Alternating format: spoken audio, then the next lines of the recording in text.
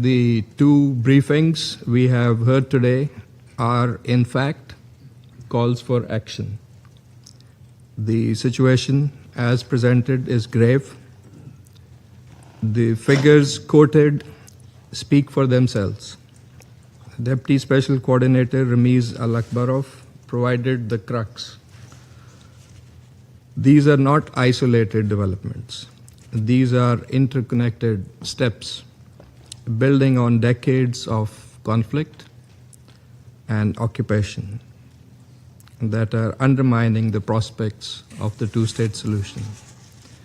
And Deputy Executive Director Hannah Suleiman informed us of the wide-ranging humanitarian consequences of what was happening in the West Bank, especially for children, and again rightly called for protection. The Council must respond because the situation in the occupied West Bank is deteriorating rapidly. What we are witnessing is a clear pattern of coordinated illegal measures designed to entrench the occupation, alter the demographic and territorial realities on ground, and undermine the prospects of a Palestinian state. Settlement expansion has reached an alarming scale. The expansion of settlements in the E1 area, the launch of the Crimson Thread project, and the settlement activities in the heart of West Bank are all part of a broader effort to fragment the Palestinian territory. This is accompanied by unprecedented settler violence.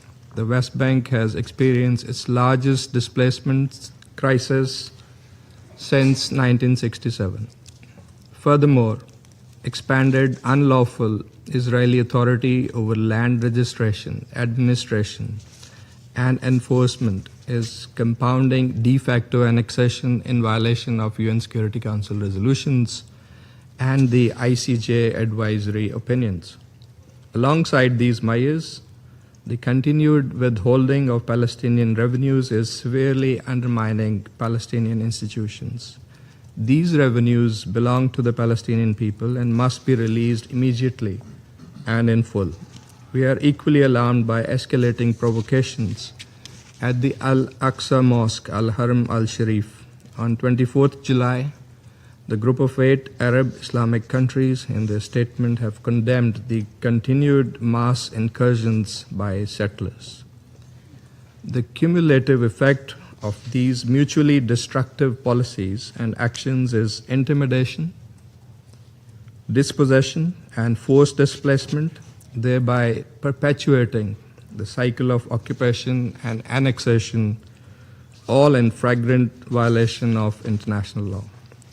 Madam President, in Gaza, the humanitarian situation is extremely fragile. President Trump's comprehensive plan to end the Gaza conflict provided an important opportunity to alleviate humanitarian suffering and advance a credible pathway to Palestinian self-determination and statehood. This opportunity must not be allowed to be squandered. Pakistan has welcomed the positive developments under the Board of Peace towards the implementation of the Gaza Peace Plan and Resolution 2803. We appreciate the mediators, including the US, Egypt, Qatar, and Turkey, for their sustained efforts. However, Israel's continuing military escalations and recent rejection of the roadmap risk undermining this diplomatic process and jeopardizing the prospects for peace. In view of the concerning developments, the international community and this Council in particular must act without delay. First, the Council must ensure that Israel, the occupying power, immediately halt all settlement activity and reverse all unlawful measures aimed at altering the status, character, and demographic composition of the occupied Palestinian territory in line with relevant Security Council resolutions, including 2334. Second, settler violence needs to end immediately, and those responsible must be held accountable.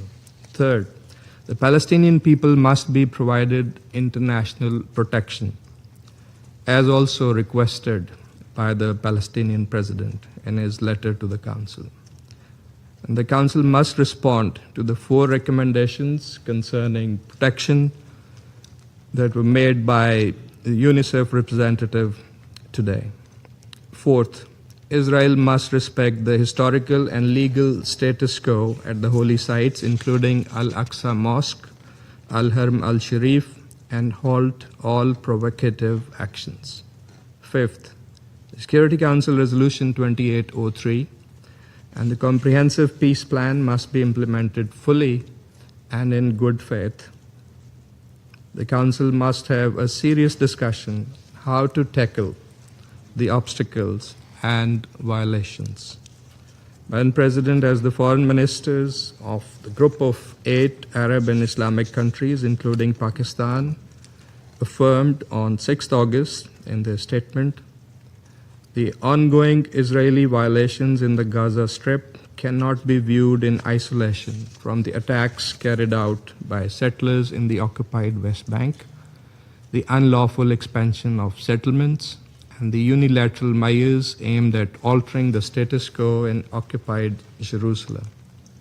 Taken together, these practices constitute a systematic policy aimed at imposing a fait accompli by force, undermining the foundations of the two-state solution. Madam President, the situation is approaching a dangerous tipping point. Unless this trajectory is reversed, the consequences for the two-state solution and for peace and stability across the region could be catastrophic. The path to peace is clear. It lies in ending the Israeli occupation and enabling the Palestinian people to exercise their inalienable right to self-determination through the establishment of an independent, sovereign, viable, and contiguous state of Palestine based on the pre-1967 borders with Al-Quds al-Sharif as its capital. It is the only credible foundation for a just, lasting, and comprehensive peace in the region. I thank you. China is deeply concerned about the recent escalation in the occupied Palestinian territory and is deeply distressed by increasing civilian casualties caused by the ongoing violence. Against the backdrop of increasing instability in the region, we must not allow the Palestinian issue be ignored or marginalized. The international community should take swift action to do everything possible to curb conflict and violence, save innocent lives, and uphold fairness and justice. I would like to make 3 points. First, we must set the record straight, address the root causes, and truly respect the fundamental rights of the Palestinian people. For some time now, the situation in the West Bank and Gaza has seen a sharp deterioration, leading to more pain and suffering to the Palestinian people. At its core, this is due to the fact that the fundamental principles of the international law have not been respected, while the Palestinian people's rights to survival and development long ignored. The lives of Palestinian peoples are just as precious as those of any other people. The international community must uphold a clear sense of right and wrong, further build consensus, promptly correct all erroneous words and deeds that deny or infringe upon the legitimate rights of the Palestinian people, and ensure their equal rights, so as to effectively uphold international fairness and justice. Second, decisive and effective action must be taken to stop conflict and violence. The situation in the West Bank has been escalating dangerously. The occupying power is pushing forward with its settlement expansions, desecrating and vandalizing religious sites, blockading refugee camps, and carrying out mass arrests, while settler violence is intensifying. It is shocking that the training center of UNRWA has been forcibly stormed on 2 occasions. The protection of civilians is not an empty catchword, but an obligation under international law that the occupying power must fulfill. Israel must implement the Security Council Resolution 2334, cease settlement activities, curb settler violence, and ensure strict accountability.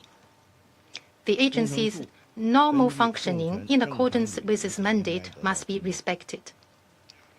The situation in Gaza is equally concerning. Even after the announcement by the Board of Peace of progress on the second phase of the ceasefire, Israel has continued to refuse to halt its operations. It has now been more than 300 days since the signing of the ceasefire agreement, yet a lasting ceasefire has yet to be achieved. The current situation is not due to a lack of ceasefire proposal, but a lack of a political will to implement one. China calls on Israel and all relevant parties to implement fully and in good faith the Gaza ceasefire agreement and urges Israel to comply with international humanitarian law by lifting restrictions on the entry of humanitarian supplies. Countries that have significant influence over the parties should take concrete actions to de-escalate the situation. Third, we must stay the course and make every effort to revitalize the political prospect of the two-state solution. The two-state solution is the only viable path to resolving the Palestinian issue as recognized by the international community.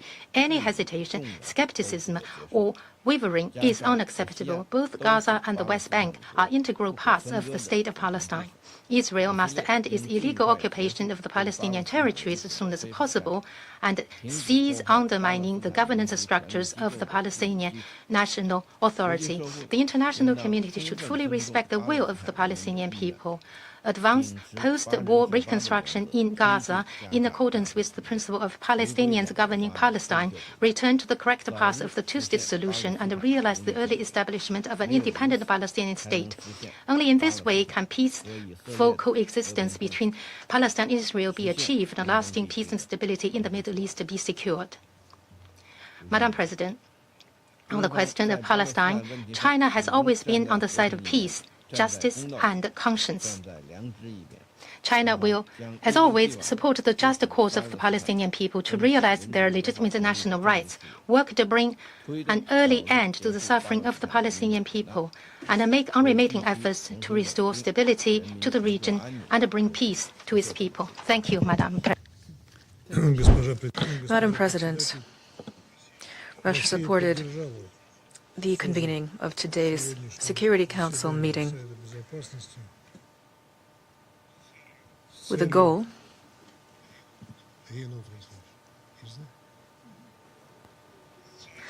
with the focus on situation in the West Bank. We believe it's unacceptable to further erode international attention toward the task of achieving a just and lasting Middle East settlement, the cornerstone of which was and remains the Palestinian-Israeli conflict.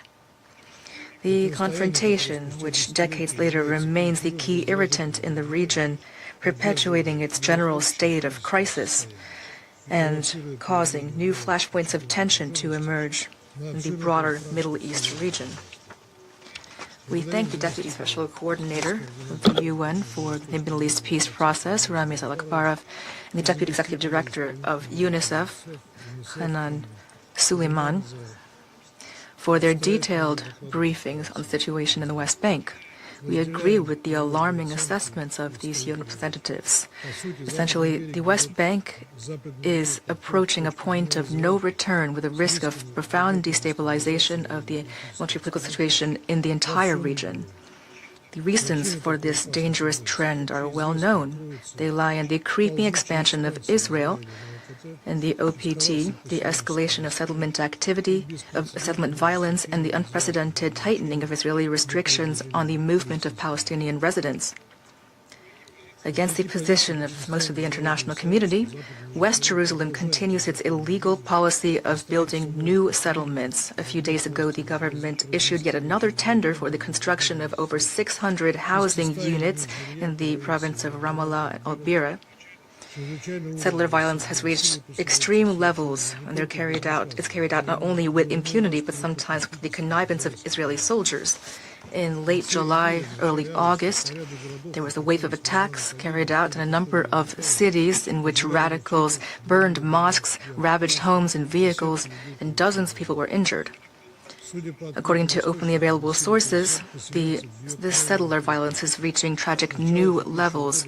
Since the beginning of this year, over 11,000 attacks have been committed. Israeli civilians have killed over 20 West Bank civilians. In parallel, we're seeing intensifying IDF operations to clear West Bank towns and refugee camps. These armed raids are accompanied by arbitrary arrests of Palestinians and large-scale restrictions on their movement. Especially troubling is the fact that due to these measures, the largest Palestinian towns are blockaded, and even emergency medical services have been suspended. We call on Israel to refrain from any arbitrary measures, including settlement activity, that undermine the prospects for a two-state solution, as well as to take effective measures to curb settler violence and to immediately return to implementing relevant UNSC and GA resolutions. Madam President, of equal concern is the volatile situation in another part of the OPT, that is Gaza. The practical implementation of the American peace plan for Gaza has essentially stalled. Certainly, it's important to note that thanks to the efforts of mediators, large-scale bloodshed has ceased in the enclave. However, the ceasefire regime continues to be systematically violated, mainly by Israel. This is clearly demonstrated by the numbers of victims. In less than a year since the formal entry into effect of the ceasefire, Israelis have killed almost 1,300 Palestinians. Among them, according to UNICEF figures, there are almost 300 children. That means that over the past 300 days in Gaza, on average, one child has been killed per day by Israeli soldiers. Despite this tragic reality, here at the Security Council, a number of Western delegations have over the past few months placed the entire responsibility for the stagnation of the Gaza peace plan on Hamas alone. We all recall how during Security Council meetings, the leadership of Hamas were insistently called upon to immediately lay down their arms, not to hinder the work of the National Committee for the Administration of Gaza, and to accept the roadmap of the High Representative of the Board of Peace, Nikolai Mladenov. We'd like to hope that our Western colleagues will show the same unity and resolve with regard to the other party to the conflict in light of the public rejection of the roadmap by West Jerusalem, while Hamas has agreed to the deal. Madam President, we repeatedly noted that success of any peace initiative on Middle East settlement will be measured by the achievement of its chief goal, the creation of a single, independent, and contiguous state of Palestine on the West Bank and Gaza, with its capital in East Jerusalem. The creation of a state coexisting in peace and security with Israel. As demonstrated by the experience of the past few years, it's impossible to resolve the Palestinian issue, as well as the entire spectrum of Middle East settlement issues, hastily or through the promotion of ad hoc backroom schemes. Equally futile are attempts of certain countries to monopolize the role of mediator, especially when the principal mediator acts solely in the interests of one side of the Arab-Israeli conflict. Under these circumstances, one can hardly expect to see justice or the fulfillment of the aspirations of the Palestinian people. However, an alternative path remains open. Achieving lasting stability and an improved situation in the Middle East is possible and necessary through coordinated international and regional efforts that rely on the extensive international legal basis for settlement, the cornerstone of which is the two states for two peoples formula. Thank you. Of the Russian Federation for the statement. Do you want to watch more videos like this one? If yes, subscribe to our channel and press the bell icon next to it. We have decided to bring videos on something nobody talks about: African politics, economy, and increasing power. Thanks for watching, and until the next video, stay tuned. Tell us what you think in the comment section. Like and share the video, and subscribe so that you don't miss any of our African videos. It's the best way to support us.